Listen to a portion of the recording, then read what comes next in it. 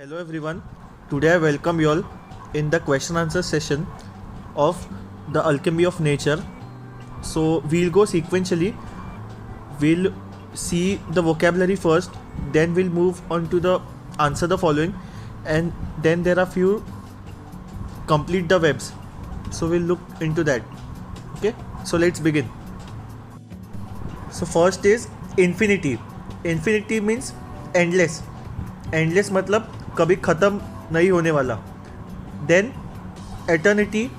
Eternity is unending time, मतलब time है जो कभी ख़त्म नहीं होता, वो कंटिन्यूस चालू ही रहता है, उसे कहते हैं eternity. Instinctively is by natural instinct, मतलब नेचुरली जो आता है वो. Enhancing is enriching, to enhance something. Soothes is calm, I told you before only, मतलब एकदम काम रहना, शांत रहना. Awe is great wonder and amazement, मतलब एकदम अमेज होते हैं ना, उसे और कहते हैं. Next is wilting. Wilting is to dry and drop, सूख जाना. Withers means dries and dies, मतलब सूख के मर जाना, मतलब अगर फ्लावर रहेगा तो वो मुझर जाता है ना, पूरा मर जाता है सूख के, उसे विदर्स कहते हैं. स्प्लेंडर इज मैग्निफिसेंट अपीयरेंस, मतलब एक बहुत अच्छा, मैग्निफिसेंट बोलते हैं ना, जैसे क्रिकेट में बोलते हैं he played a magnificent shot, मतलब amazing. Majestic. Majestics is having और शोइंग इम्प्रेसिव ब्यूटी, मतलब ब्यूटीफुल इन शॉर्ट, एकदम ब्यूटी शो करता है, उसे कहते हैं majestic. Colossal is huge and massive, मतलब बहुत बड़ा, huge. Persist is to continue in spite of difficulty और अपोजिशन, मतलब कितना भी संकट आ जाए फिर भी हम लोग कंटिन्यू करते हैं ना, उसे कहते हैं persist. Okay. Then next is pavement. Pavement is a raised paved path और पेडिस्ट्राइन वे, मतलब ये टाइप है पाथ का. पाथ मतलब एक रास्ता. रास्ता मतलब ये यूजुअली गार्डन्स में मिलते हैं पेवमेंट हम लोग को, जब हम लोग चलते हैं ना, वो टाइप का होता है ये. ओके. नेक्स्ट है chapter was over, means dead, मर जाना. कन्विक्शन मीन्स स्ट्रॉन्ग और फर्म बिलीव, मतलब एक बिलीफ, विश्वास होता है ना, एकदम स्ट्रॉन्ग और फर्म, उसे कन्विक्शन कहते हैं. Logging is pulling with great difficulty, मतलब ज़ोर से पुल करना, बहुत डिफ़िकल्ट होता है वो. Perseverance is constant efforts in spite of obstacles, मतलब कितने भी ऑब्स्टिकल्स आ जाए पर कंटिन्यूस हम लोग जो एफर्ट्स देते हैं ना, उसे परसिवरेंस कहते हैं. कंसिस्टेंट इज टू एक्ट और do in the same way over time, मतलब एक ही टाइप का हम लोग जो काम करते हैं ना, कंसिस्टेंटली करते हैं, कंटिन्यूसली करते हैं, उसे कंसिस्टेंट कहते हैं. ओके. देन नेक्स्ट है frail feelers that are weak legs. Okay, जो लेग्स वीक होते हैं ना, मतलब कमज़ोर, उसे फ्राइल फीलर्स कहते हैं. अनहिंडर्ड इज विदाउट डिस्टर्बेंस, मतलब बिल्कुल भी डिस्टर्बेंस नहीं रहता, उसे अनहिंडर्ड कहते हैं. Alchemy. Alchemy is mysterious power और magic that can change things, मतलब ऐसा पावर या मैजिक जो चीज़ें बदल सकते हैं, उसे अल्केमी कहते हैं. So let's move on to the question answer section now. So what is the first question? Explain the line nature whispers and commands. Okay, so we have to explain this line. So nature whispers to us to heed its advice, pick lessons from it and grow, and when do not pay attention it turns a deaf ear. यहाँ पे क्या कहा है कि nature whisper कभी करता है जब भी वो हमें कुछ एडवाइस देना चाहता है, वो हमें कुछ लेसन सिखाना चाहता है, ठीक है, और वो जब भी हमारा अटेंशन सीख करना चाहता है. Okay. It expects us to pay attention. Who? Nature. It commands that it is to be obeyed, और कमांड क्या करते हैं कि जो मैं कहूँगा वो आप ओबे कीजिए. ओबे मतलब वो बात मानिए.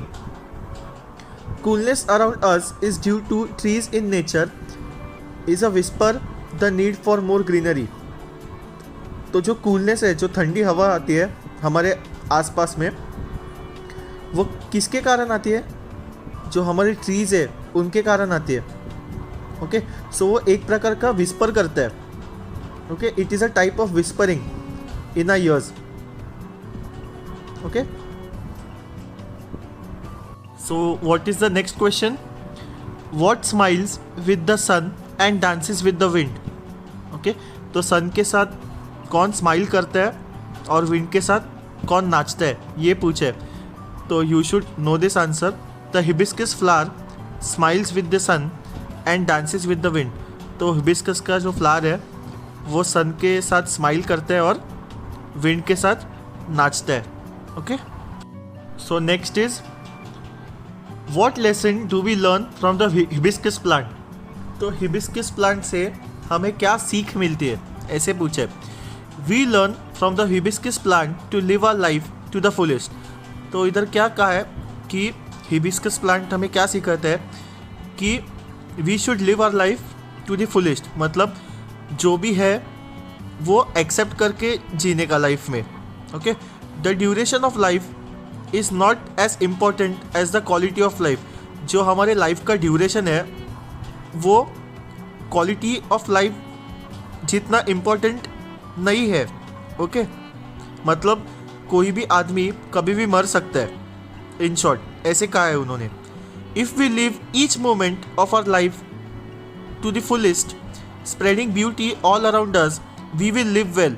तो उन्होंने क्या कहा है कि किसी की गारंटी नहीं है कौन कितने साल जी सकता है, तो जितने साल है उतने साल क्यों ना हम सभी जगह खुशी फैला के जिए। ओके, मतलब we should just spread beauty and we should live happily.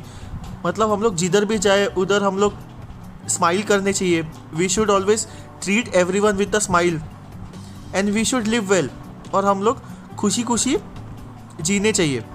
Okay, सो यही सीख मिलती है हमें हिबिस्कस प्लांट से। सो नेक्स्ट क्या है, what kind of rock did the author find on the beach. जो लेखक है, ऑथर है, उन्होंने कौन से टाइप के रॉक्स फाइंड किए थे बीच पे। On the beach the author found rocks that were carved, sculpted and shaped by the water. तो उन्होंने ऐसे टाइप्स के रॉक फाउंड किए थे जिनकी कार्विंग, जिनका स्कल्पचर और जिनका शेप वाटर से बन चुका था।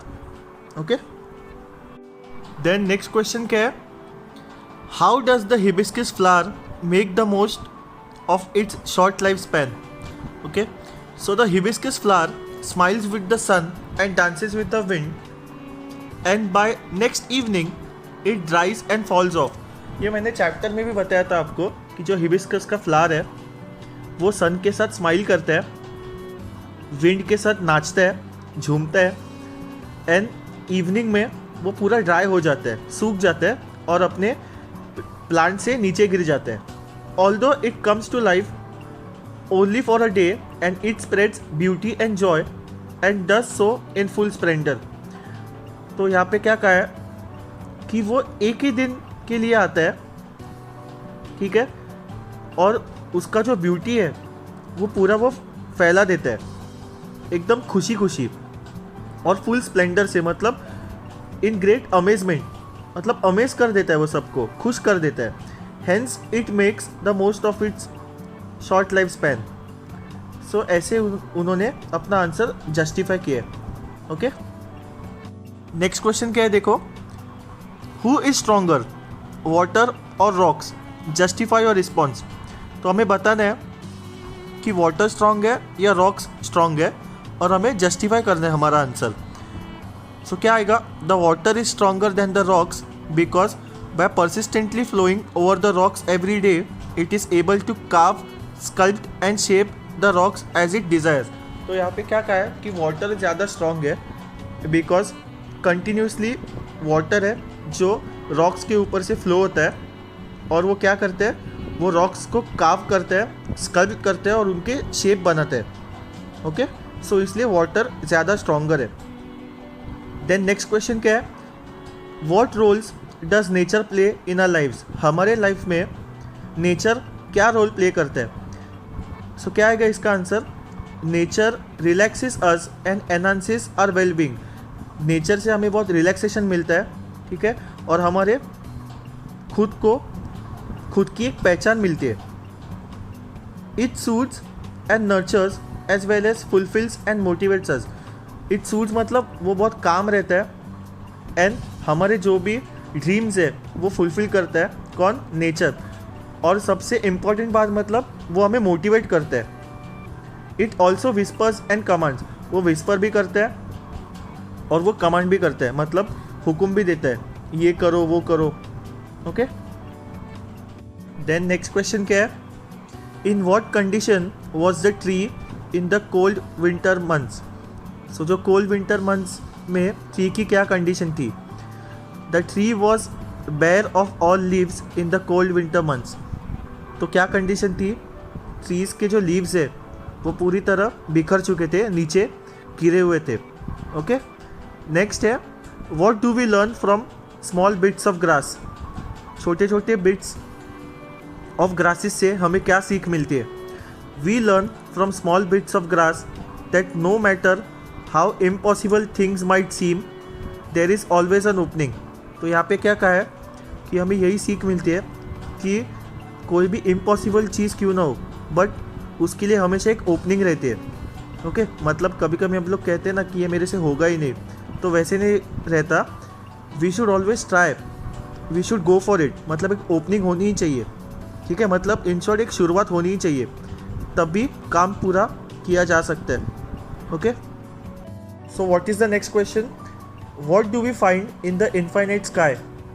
इनफाइनाइट स्काई में हमें क्या मिलता है? So we find innumerable stars in the infinite sky. हमें बहुत सारे तारे देखने को मिलते हैं इनफाइनाइट स्काई में। बहुत सारे का मतलब इनन्यूमरेबल, मतलब we cannot count it. Okay, then next है what teaches us that hard times do not last forever and how? ये ऐसे क्यों कहा गया है कि जो हार्ड टाइम्स है, बुरे वक्त है, वो ज़्यादा देर के लिए नहीं होते? तो हमें जस्टिफाई करना है answer. So a tree that is bare of all leaves in the cold winter months is once again full of leaves, fruits and flowers as the spring sets in, thereby teaching us that hard times do not last forever। तो यहाँ पे उन्होंने एक tree का example दिया है कि winter season में, कोल्ड विंटर सीजन में जो ट्रीज़ है उनके ऊपर के सारे लीव्स, फ्रूट्स सभी सूख जाते हैं और नीचे गिर जाते हैं। मतलब ट्री ऐसे ही रहता है, कुछ नहीं रहता, इट इज़ बेयर। एंड जैसे ही स्प्रिंग सीजन आता है वो पूरा भरा पड़ा होता है पूरे फ्लावर्स से, फ्रूट से, लीव्स से। सो यही हमें सिखाता है कि जो टफ टाइम्स है, जो हार्ड टाइम्स है, वो फॉरएवर नहीं रहते, वो कभी ना कभी चले ही जाते। Okay, so what is the next question? Which two aspects of nature teach us to accept change and adjust according to the situation? ऐसे कौन से दो एस्पेक्ट्स हैं नेचर के जो हमें सिखाते हैं कि हमें जो भी कुछ चेंज है वो एक्सेप्ट करनी चाहिए और जैसा भी सिचुएशन है उस सिचुएशन के हिसाब से एडजस्ट करना चाहिए? सो इसका आंसर है water and clouds teach us to accept change and adjust according to the situation. तो वाटर और क्लाउड्स ये दो एस्पेक्ट्स है जो हमें एक्सेप्ट करना सिखाते हैं जो भी चेंज है हमारे एनवायरनमेंट में। The water changes its form from liquid to gaseous to solid. तो जो वाटर है वो क्या करते हैं, उसका फॉर्म चेंज करते हैं। पहले लिक्विड स्टेट में रहते हैं, ठीक है, वाटर लिक्विड में ही रहता है, आपको पता है ना। फिर वो गैसियस स्टेट में बनता है, गैस में बनता है, और फिर सॉलिड स्टेट में बनता है। Even the clouds change their shape with each passing moment, giving us the message of acceptance and adjustment. तो क्लाउड भी है जो हर पासिंग मोमेंट में अपना शेप चेंज करता है और हमें क्या मैसेज देता है कि we should accept whatever the situation is and we should always adjust to it. Okay, next है how does nature succeed in its alchemy? What can it turn a small person into? Nature teaches some of the most invaluable lessons hidden in smallest of things when we pay heed and learn from them। तो यहाँ पे क्या कहा गया है कि जब भी हम नेचर से कुछ सीखने की चाह रखते हैं तब वो हमारे लिए बहुत इम्पोर्टेंट लेसन्स देता है, ठीक है, जो कि हमें छोटे छोटे चीज़ों से पता चलती है। We turn into a great individuals equip to live life to the fullest. हम बहुत ही अच्छे इंडिविजुअल्स बनते हैं, ग्रेट इंडिविजुअल्स बनते हैं, इनफैक्ट मतलब बहुत ही अच्छे इंसान बनते हैं और हम हमारी लाइफ बहुत ही अच्छे से जीते, okay, without any complaints. Nature succeeds in its alchemy by bringing about a positive transformation in us. तो यहाँ पे क्या कहा है कि नेचर हमारे लाइफ में एक पॉजिटिव ट्रांसफॉर्मेशन लाता है, ठीक है, पॉजिटिविटी लाता है हमारे लाइफ में, ठीक है। देन नेक्स्ट क्वेश्चन क्या है, how should you deal with difficulties and problems. तो हम हमारे डिफ़िकल्टीज और प्रॉब्लम से कैसे डील करने चाहिए ये पूछा है। We should deal with difficulties and problems with grit and determination. तो हमें हमारे डिफ़िकल्टीज और प्रॉब्लम से पूरे धैर्य के साथ उसे सॉल्व करना चाहिए हम लोग, ठीक है। ग्रिट मतलब धैर्य और डिटर्मिनेशन मतलब हमारा एक दृढ़ निश्चय चाहिए वो करने का, ठीक है, वो प्रॉब्लम सॉल्व करने का। Not giving up is the key to success. कभी भी हार नहीं मानना, यही की टू सक्सेस है। अगर हम लोगों ने लाइफ में कभी हार नहीं मानी तो हमें सक्सेस ज़रूर मिलेगा। At the same time we should keep a positive attitude and go by the maxim this too shall pass. और हमारे पास हमेशा एक पॉजिटिव एटीट्यूड चाहिए, like we should always look things positively. And हमारा एक ही मोटो चाहिए कि ये जो बुरा वक्त है वो भी जल्द से जल्द बीत जाएगा, okay. So let's move on to the personal response questions. First है, why does the writer begin by quoting the lines from William Blake's poem Auguries of Innocence. तो राइटर ने शुरुआत में विलियम ब्लेक की पोएम के lines क्यों लिए है। The writer begins by quoting the lines from William Blake's poem Auguries of Innocence to set the mood for the message that follows in the lessons. तो ऐसे क्यों किया राइटर ने, विलियम ब्लेक्स पोएम के lines क्यों लिए, because he wanted us to make a mood for this lesson, okay. She wishes to convey that we can find a whole lot of meaning in the smallest things of nature.